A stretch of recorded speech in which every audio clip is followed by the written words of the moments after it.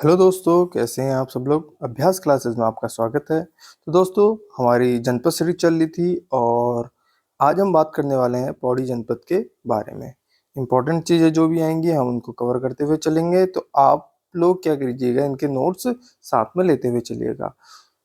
बहुत ज़्यादा डीप तो नहीं है, अभी कुछ ओवरव्यू टाइप का है। बाकी इसके बारे में हस्तलिखित नोट्स जो भी होंगे और जो भी डीप नोट होंगे उस पर भी हम बात करेंगे, वीडियो के साथ भी करेंगे और बाद में भी इस पर हम बात करेंगे। तो शुरू करते हैं पौड़ी जनपद के बारे में। तो पौड़ी जनपद के गढ़वाल के इतिहास के बारे में बात करते हैं। तो पौड़ी गढ़वाली गढ़वाल के परमार वंश के अधीन था। ठीक है, ये सबसे इम्पोर्टेंट है। परमार वंश के अधीन था। गढ़वाल वंश के शासक अजय पाल ने पहले देवलगढ़ और उसके बाद श्रीनगर को परमार वंश की राजधानी बनाई थी। सबसे ज्यादा इम्पोर्टेंट कि अगर हम बात करते हैं परमार वंश या पाल वंश की आपकी पहली राजधानी, तो वो आपकी देवलगढ़ और उसके बाद आपकी श्रीनगर थी।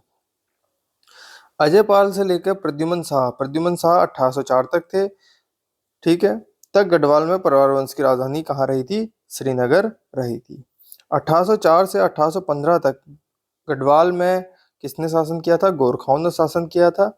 कुमाऊं में पहले से कर रहे थे 1790 से, और गढ़वाल में आपका यहाँ पर इन्होंने किया था। ठीक है, अगर हम बात करते हैं थोड़ा सा इससे आगे, तो 1815 में यह क्षेत्र अंग्रेजों के अधीन आ गया था और अंग्रेजों ने ब्रिटिश गढ़वाल का मुख्यालय कहाँ? श्रीनगर को बनाया था। 1804 में अंग्रेजों ने ब्रिटिश गढ़वाल का मुख्यालय श्रीनगर से पौड़ी लाया और पौड़ी गढ़वाल नए जनपद के रूप में आपका 1840 में गठित किया गया था। बात करते हैं सन 1969 में गढ़वाल मंडल का गठन हुआ था और जिसका मुख्यालय आपका कहाँ बनाया गया था? पौड़ी में बनाया गया था। कब? सन 1969 में। तो ये याद रखना, 1969 में आपको पौड़ी गढ़वाल मंडल का मुख्यालय पौड़ी बनाया गया। अगर हम बात करते हैं स्थापना की, तो 1840 में ब्रिटिश गढ़वाल का जिला मुख्यालय क्या था? पौड़ी था। इसकी स्थापना भी आपकी 1840 के आसपास में हम मान के चलेंगे। अगर भौगोलिक स्थिति की बात करते हैं इसकी, तो इसके पूर्व में आपका अल्मोड़ा और नैनीताल, पश्चिम में हरिद्वार व देहरादून, उत्तर में टिहली, रुद्रप्रयाग और चमोली है, और दक्षिण में क्या है? उत्तर प्रदेश है। ठीक है, तो क्या है? पूर्व में अल्मोड़ा व नैनीताल, पश्चिम में हरिद्वार और देहरादून, उत्तर में टिहरी, रुद्रप्रयाग, चमोली और दक्षिण में उत्तर प्रदेश है। ठीक है, क्षेत्रफल की बात करते हैं तो क्षेत्रफल 5329 किलोमीटर स्क्वायर है। अगर राष्ट्रीय राजमार्ग की बात करते हैं तो NH 534 मेरठ, बिजनौर, नजीमाबाद, कोटद्वार व पौड़ी के मध्य है। NH 309 जो रामनगर, नैनीताल से थड़ीसैंण और पाबौ के मध्य है। अगर यहाँ की बात करते हैं पौड़ी के पर्यटन स्थल के बारे में, तो सबसे पहले आपको कोटद्वार आएगा जो कि इम्पोर्टेंट रहेगा। तो कोटद्वार को गढ़वाल का आपका प्रवेश द्वार भी कहा जाता है। अगर पेपर में आ सकता है, ये बहुत बार पेपर में आया भी है कि गढ़वाल का प्रवेश द्वार क्या है। तो गढ़वाल का प्रवेश द्वार क्या है? कोटद्वार है। इसके बाद कोटद्वार किस नदी के तट पर बसा है? तो यहाँ पर भी चीज है इंपॉर्टेंट। तो कोटद्वार किस नदी के तट पर है बसा है? खो नदी के तट पर आपका बसा है। इसके बाद कोटद्वार के निकट क्या है? कौन सा किला है? तो कोटद्वार के निकट मोरध्वज का आपका किला भी स्थित है। कोटद्वार को 1951 में नगर पालिका बनाया गया और 2017 में कोटद्वार को नगर निगम बनाया गया। अगर हम बात करते हैं तो उत्तराखंड का 8वां नगर निगम आपका कौन सा है? कोटद्वार है। कोटद्वार को पहले खो नदी भी कहते थे, यानी खो नदी का प्रवेश द्वार भी आपका क्या है? कोटद्वार है। ठीक है, तो क्या है? कोटद्वार को पहले खोह द्वार भी कहा जाता था। ठीक है, तो खो नदी का प्रवेश द्वार भी आपका यही हुआ। ठीक है, कोटद्वार में पौड़ी गढ़वाल का एकमात्र रेलवे स्टेशन है जिसकी स्थापना ब्रिटिश काल में 1899 से 90 के मध्य आपका हुई थी। ठीक है, क्या है? पौड़ी गढ़वाल का एकमात्र रेलवे स्टेशन, ये याद रखना है। ठीक है, कोटद्वार को अब कर्ण नगरी के नाम से जाना जाएगा। ठीक है, किस नाम से जाना जाएगा? कर्ण नगरी के नाम से जाना जाएगा। इसके बाद अगर हम बात करते हैं श्रीनगर की, इंपॉर्टेंट है, बहुत सी चीजें हैं श्रीनगर में। बात करते हैं तो 1358 में कनिंघम के अनुसार श्रीनगर का पुराना नाम श्री क्षेत्र था। क्या था? श्री क्षेत्र। 1517 में अजयपाल ने श्रीनगर को गढ़वाल की राजधानी बनाया था। अजयपाल से लेकर 1804 तक प्रद्युमन शाह ने तक 1804 से 15 तक गोरखाओं का यहाँ पर शासन भी रहा था। श्याम शाह ने राजधानी श्रीनगर से शामशाही बगानी का निर्माण कराया था। ठीक है, श्रीनगर में क्या शामशाही बगानी का निर्माण किसने कराया था? तो आपका श्याम शाह ने कराया था। ये आ सकता है। 1625 ईस्वी में महिपति शाह ने श्याम शाह के शासनकाल में श्रीनगर गढ़वाल के में केशवराय मठ का निर्माण करवाया। ठीक है, तो केशवराय मठ का निर्माण भी आपका किसने? महिपति शाह ने कराया। किसके शासनकाल में? श्याम शाह के शासनकाल में। 1815 में यहाँ अंग्रेजों का अधिकार हो गया था। 1839 में कुमाऊं कमिश्नरी में पृथक गढ़वाल जनपद गठित किया गया, जिसका मुख्यालय क्या? श्रीनगर बनाया गया। 1840 में ब्रिटिश गढ़वाल का मुख्यालय श्रीनगर से हटवाकर पौड़ी गढ़वाल में स्थानांतरित किया गया। सन 1973 में गढ़वाल विश्वविद्यालय की स्थापना हुई। सेम इसी टाइम पीरियड में कुमाऊं विश्वविद्यालय की भी स्थापना हुई थी। 1989 में गढ़वाल विश्वविद्यालय का नाम हेमवती नंदन बहुगुणा विश्वविद्यालय रखा गया। 15 जनवरी 2009 को इसे केंद्रीय विश्वविद्यालय का दर्जा प्राप्त हुआ। वह श्रीनगर के सुमाड़ी में 2009 में NIT national institute of technology की स्थापना की गई। श्री यंत्र टापू श्रीनगर में ही स्थित है और श्रीनगर में ही कमलेश्वर मंदिर भी आपका स्थित है। श्रीनगर में मौलाराम चित्र संग्रहालय भी आपका स्थित है और इसी के पास उच्च स्तरीय पौध शोध संस्था भी आपका कहाँ पर है? श्रीनगर में ही स्थित है। इसके बाद बात करते हैं शंकर मठ की। तो भगवान विष्णु और लक्ष्मी को समर्पित शंकराचार्य द्वारा स्थापित अलकनंदा नदी पर आपका शंकर मठ स्थित है। 31 दिसंबर 2021 को श्रीनगर गढ़वाल को नवा नगर निगम बनाया गया था। ठीक है, और 8वां किसको बनाया गया था? तो अभी मैं आपको बता चुका हूं कि 8वां आपका कोटद्वार को बनाया गया था। ठीक है, 2017 में। इसके बाद हम बात करते हैं कण्वा आश्रम की। तो कोटद्वार से 14 किलोमीटर दूर कण्वा आश्रम हेमकूट और मणिकूट पर्वतों के मध्य में बसा हुआ है, जो कि एक प्राचीन काल का विद्यापीठ था। तो कौन कौन से? हेमकूट व मणिकूट। कण्वा आश्रम मालिनी नदी के तट पर बसा हुआ है और कण्वा आश्रम में महाकवि कालिदास ने अभिज्ञान शकुंतलम की रचना की थी। कण्वाश्रम दुष्यंत और शकुंतला का प्रणय स्थल है। कण्वाश्रम का वर्तमान नाम क्या है? चौका घाट है। महाकवि कालिदास ने कण्वाश्रम को किसलय प्रदेश भी कहा है। क्या कहा है? किसलय प्रदेश। इसके बाद हम बात करते हैं देवलगढ़ की।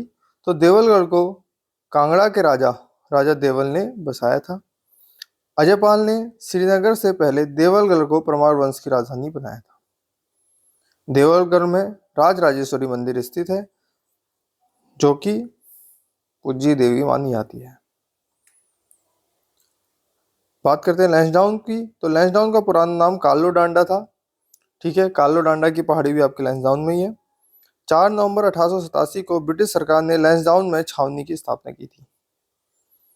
1890 में कालो डांडा का नाम बदलकर वायसराय लैंसडाउन के नाम पर लैंसडाउन रखा हुआ। लैंसडाउन में गढ़वाल रेजिमेंट का आपका मुख्यालय स्थित है।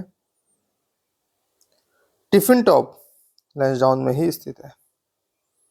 ठीक है, नैनीताल में भी स्थित है और यहाँ पर भी आपका स्थित है। खिर्स के बारे में बात करते हैं। खिर्सू के बारे में तो पौड़ी जनपद का एक प्रसिद्ध हिल स्टेशन है। इसके बाद दुगड्डा अपने आप में इम्पोर्टेंट रहेगा इतिहास के नजरिए से। पंडित धनीराम मिश्र ने दुगड्डा नगर को बसाया था और ये किस नदी के तट पर है? खो नदी के तट पर है। सन 1930 में पंडित जवाहरलाल नेहरू पहली बार दुगड्डा आए थे और दूसरी बार कब आए थे? 1945 में आए थे। किसका क्षेत्र था? पंडित धनीराम मिश्र का। इसके बाद बात करते हैं पौड़ी के प्रमुख मंदिरों के बारे में।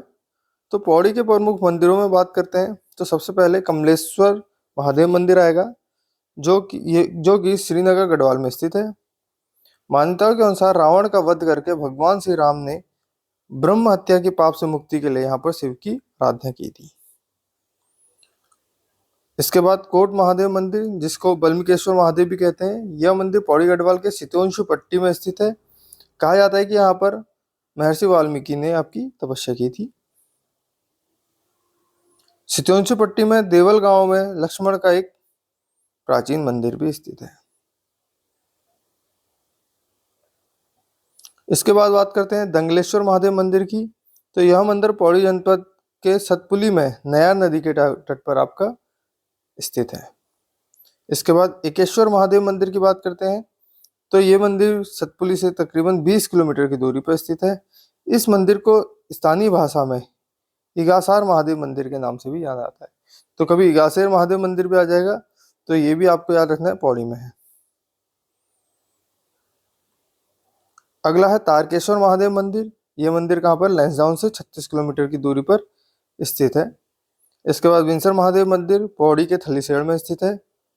क्यों कालेश्वर महादेव मंदिर भी आपको पौड़ी में स्थित है। इसके बाद आदेश्वर महादेव मंदिर, कालेश्वर महादेव मंदिर भी आपका पौड़ी में स्थित है। राज राजेश्वरी मंदिर की बात करते हैं तो यह देवलगढ़ में स्थित है।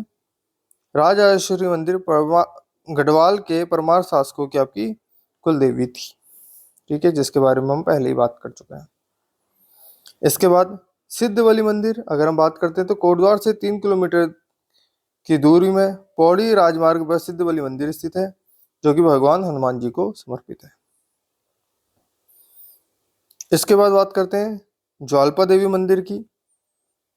तो यह मंदिर पौड़ी गढ़वाल राजमार्ग पर स्थित है और प्रसिद्ध सिद्धपीठों में से आपका एक है। धारी देवी मंदिर मोस्ट इंपॉर्टेंट, पेपर में बहुत बार आई है। श्रीनगर से 14 किलोमीटर की दूरी पर अलकनंदा नदी के तट पर कलियासौड़ में आपका ये स्थित है।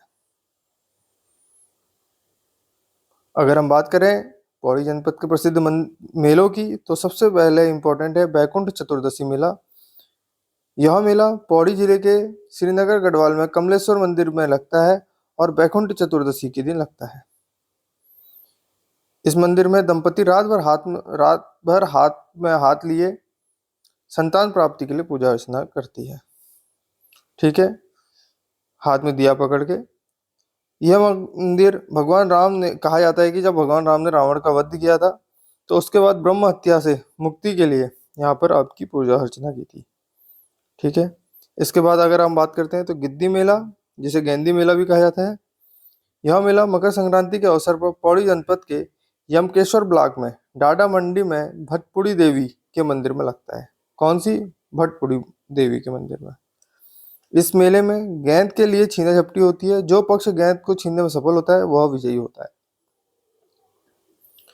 इसके बाद दंगल मेला। यह मेला पौड़ी जनपद के सतपुली के पास नगल के शिव मंदिर में प्रतिवर्ष महाशिवरात्रि को लगता है। मनसार मेला, जिसे मनसार मेला कहा जाता है, यह जनपद पौड़ी जनपद के सितोंशु पट्टी में फलसवाणी और देवलगढ़ के गांव में किया जाता है, लगता है। अगला है सिद्धबली मेला। यह मेला कोटद्वार में खो नदी के तट पर लगता है। इसके बाद बुखाल मेला की बात करते हैं। तो यह मेला पौड़ी गढ़वाल जनपद में थलीसैंण विकास खंड के बुखाल में कालिंका माता के मंदिर में आपका लगता है। इसके अलावा यहाँ पर नीलकंठ मेला, क्यों कालेश्वर मेला, ज्वालपा धाम मेला और एकेश्वर मेले का भी आयोजन किया जाता है। तो पौड़ी जनपद में अभी आज इतना ही रखते हैं। इसके बाद पौड़ी जनपद के आगे के बारे में भी बात करेंगे। Thank you so much, have a nice day.